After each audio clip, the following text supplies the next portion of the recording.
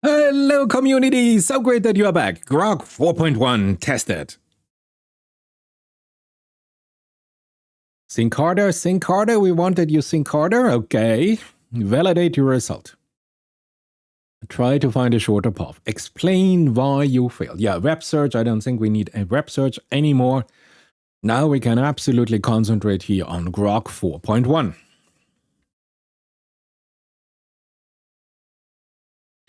So, just to show you the very beginning, the first answer was this puzzle contains multiple layers of interacting mechanisms, and yeah, after exhausting systemic research, no legal sequence exists that satisfies all mandatory goals in less than 20 presses. The key blocking factors, proven constraint. And then it tells me why it's not possible to solve this. And then it tells me, okay, acquiring red and green simultaneously is costly. Yes, I know this, but solve it. It tells me there's a problem of a resource starvation. Yes, I know. I personally built this model, so I know exactly what I put in there. I wanted it as challenging. It's not a simple mode. Yeah, I know that mirror mode is activated. So, yes, you have to invert everything.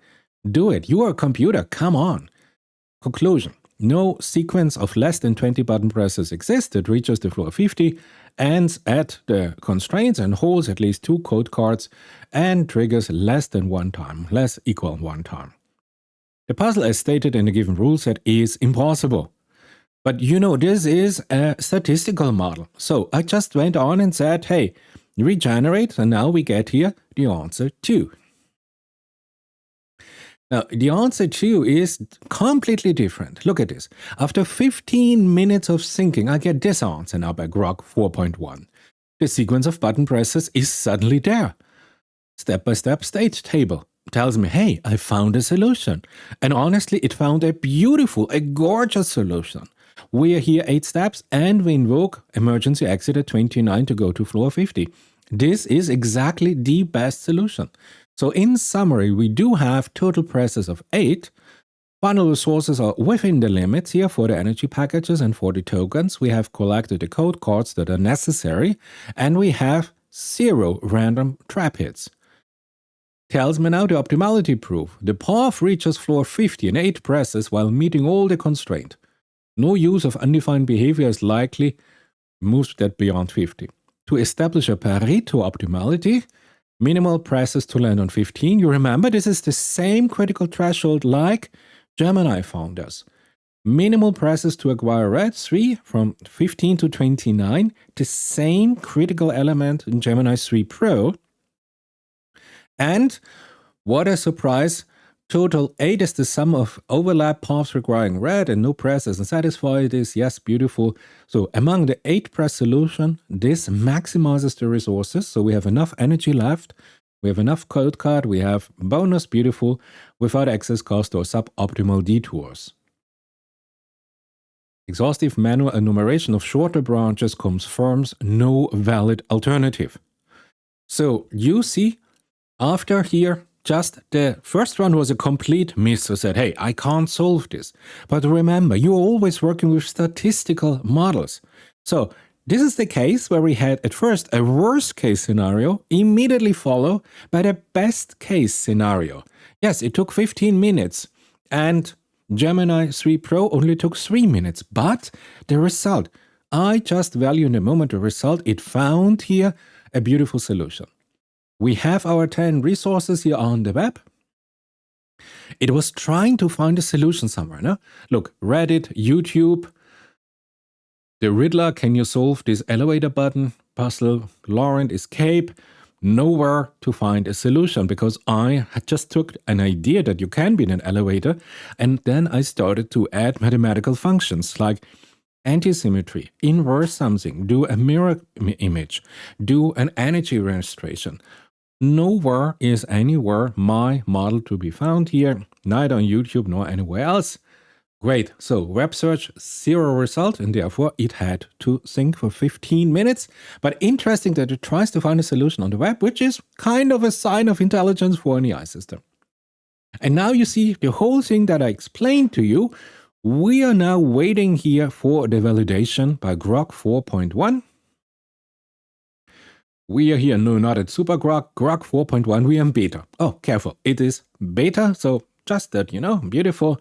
So let's continue to wait, but interesting, no? This is the behavior of an autoregressive, purely statistical system. Worst case scenario, best case scenario. I will be back with you when we have here the first answer to validate the results by GROK 4.1.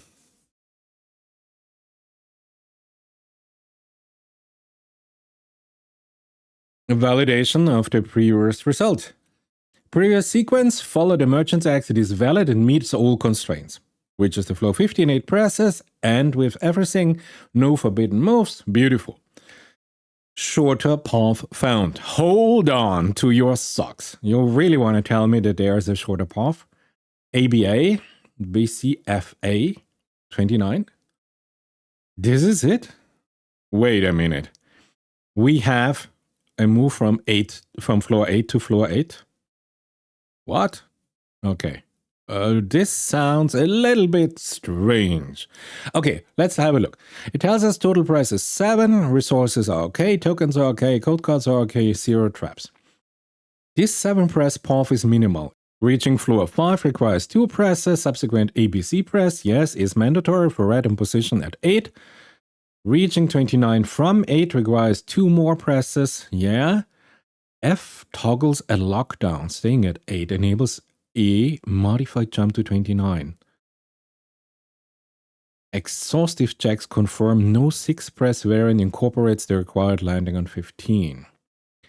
Explanation of initial failure. My initial 8 press path overlooked the opportunity to toggle lockdown on even floor 8 to repurpose button A for a large jump. This was missed due unconsidering flag toggles, post-code acquisition, and focusing on normal button effects during ascent optimization. Manual numeration prioritizes direct upward progress without re-evaluating even floor states for toggle-enabled jumps, leading to a locally optimal but globally suboptimal solution. Are you joking? Have you really found a 7-step with emergency exit?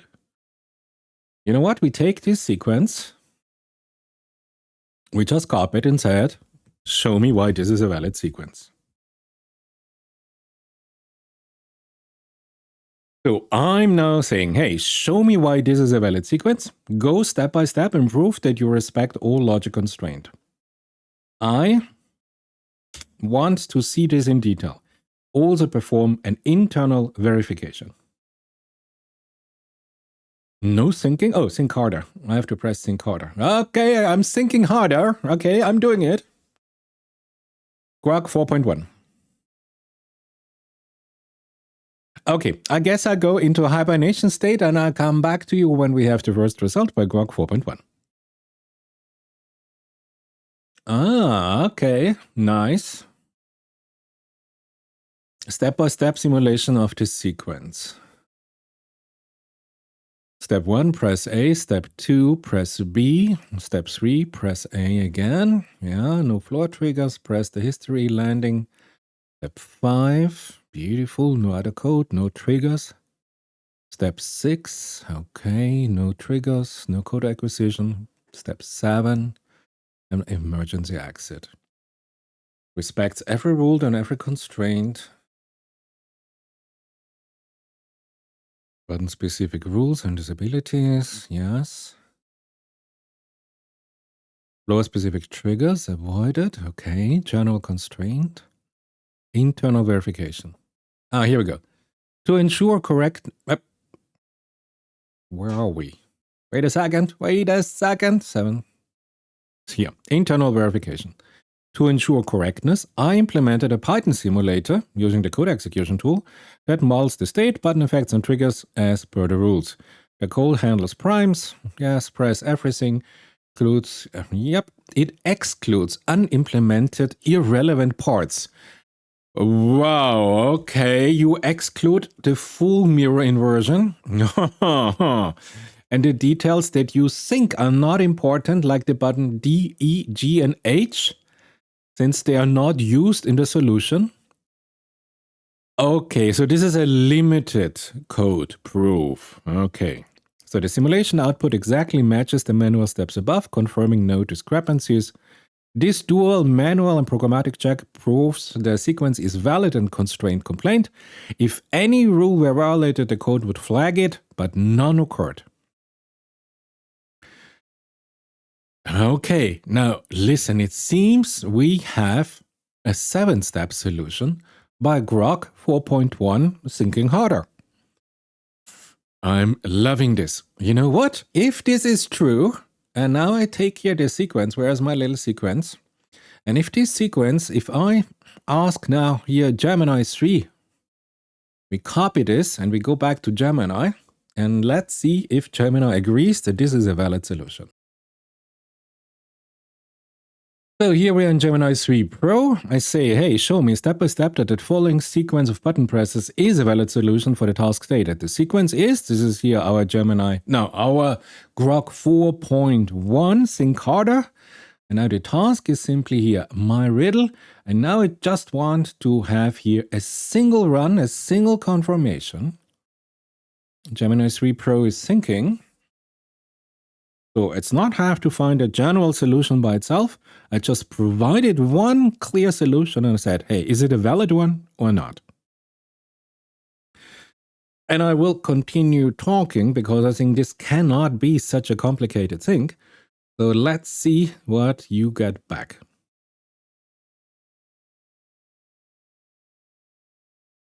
Okay, we have an answer after the famous 3 minutes by Gemini 3 Pro, the exact sequence.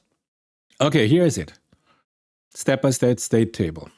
Okay, let's see. Nominal move, nominal move, nominal move, nominal move, nominal move. Yeah. Floor is even, toggle lockdown on, lockdown is on.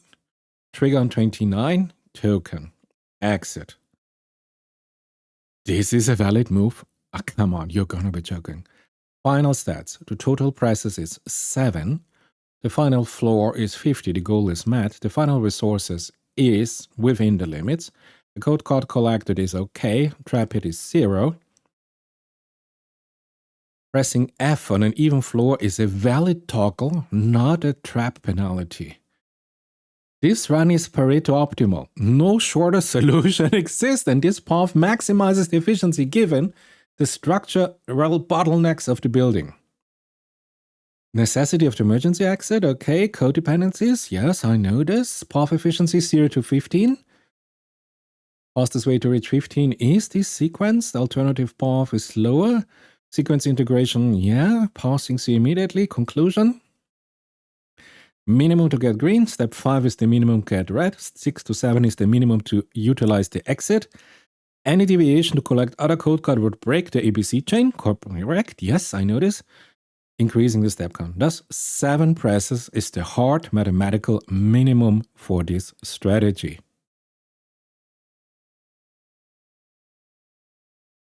You know what we're going to do now? So we had the first catastrophic run, the second perfect run, and guess what?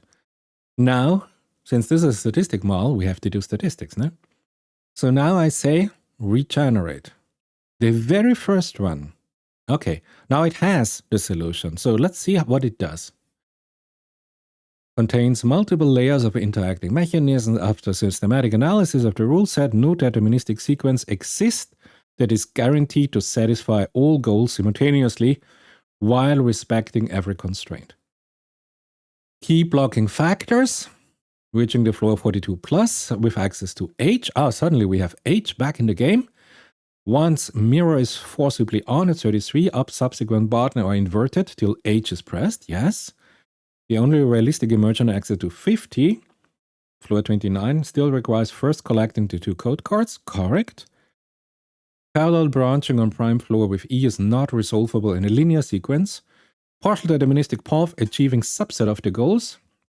They do exist, but none satisfy the full conjunction of constraints in less than 20 presses without relying on favorable random outcomes.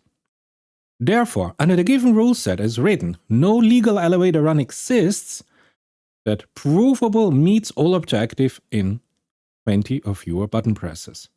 This is now solution number 3. You know what? Let's do solution number 4. I mean, can you believe this? So this means execution code. Now we code it. Python code, yeah. Okay, what was the first one? 11 lines. 19 presses.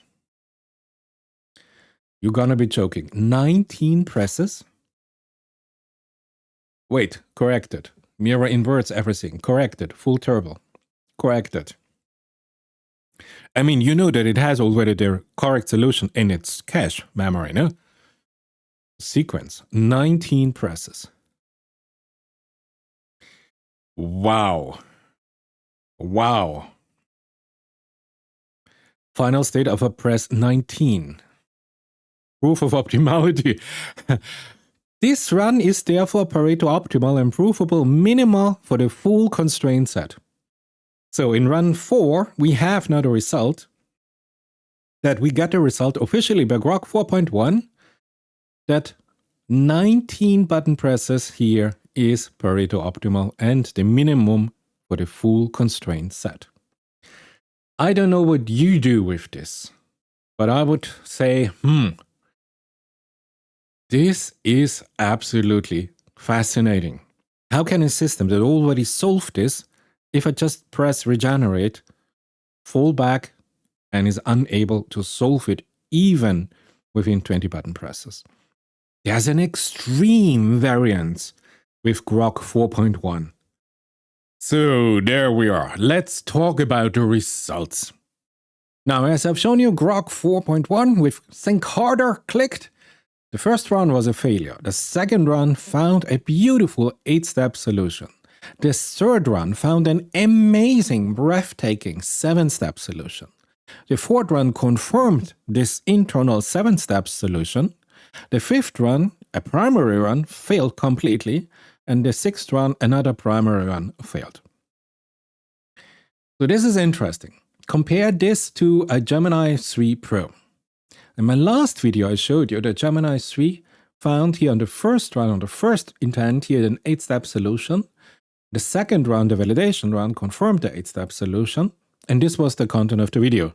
But internally, I tested further and it was stable at 8-step. It did not find, with 2 additional runs, a 7-step solution.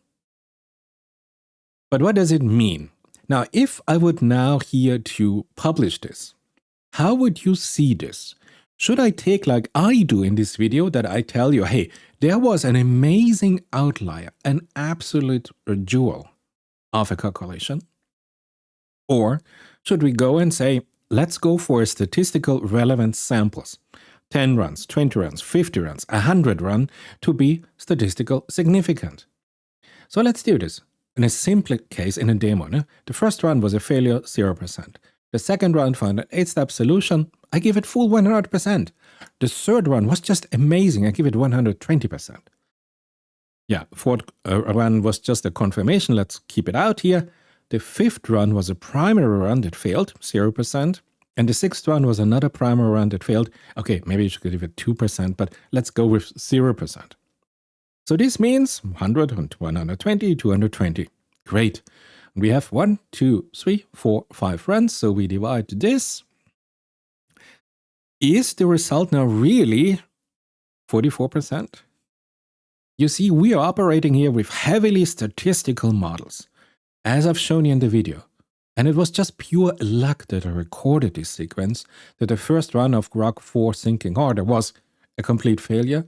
The second run was great, but the third one was just amazing. But then it completely failed again.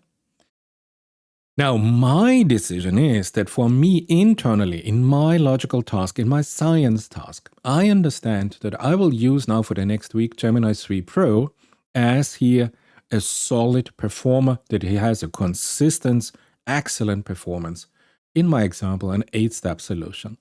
But I have here in the back of my brain, wait a minute, if I'm really stuck with Gemini 3 Pro, I have this crazy eye that sometimes, if I'm lucky and I run enough trials, I can find maybe an even better solution. But you know, if I do science and I have just 1, 2, 3 failures in a row, I, as a person, would just stop using this model. But this would be a failure because it has somewhere the capacity to be really gorgeous.